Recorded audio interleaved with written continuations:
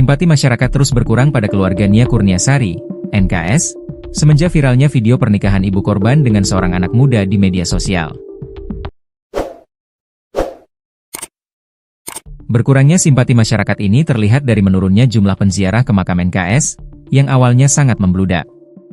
Makam NKS ramai penziarah akibat kisah tragis yang dialaminya sebagai korban pembunuhan dan pemerkosaan oleh terdakwa Indragon yang saat ini menjalani persidangan di Pengadilan Negeri Pariaman. Kepergian NKS secara tidak langsung menarik simpati masyarakat lokal hingga mancanegara, dengan bentuk dukungan doa hingga finansial. Bahkan beberapa masyarakat tersebut langsung datang ke lokasi memberikan doa ke makam NKS sebagai bentuk simpati. Kedatangan penziarah ini membuat ekonomi masyarakat bergerak di sekitar tempat tinggal NKS, begitu juga dengan keluarganya yang selalu mendapat donasi dari masyarakat luas. Melalui donasi dan kedatangan penziarah tersebut, keluarga NKS sudah membangun rumah dan surau. Namun, sejak video ibu NKS viral akan menjalani pernikahan dengan seorang anak muda, muncul respon negatif di tengah masyarakat. Ibu NKS Eli Susanti mengatakan, video yang sempat heboh tersebut merupakan video endorsement.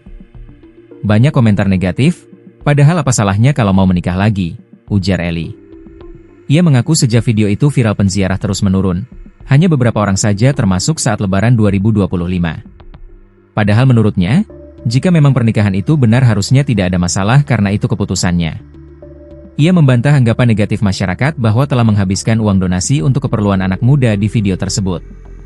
Rp1 pun tidak ada uang donasi yang saya berikan padanya, ujar Eli.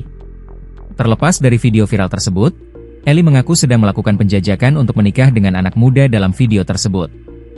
Sekarang sedang pendekatan, lihat nanti saja, ujarnya.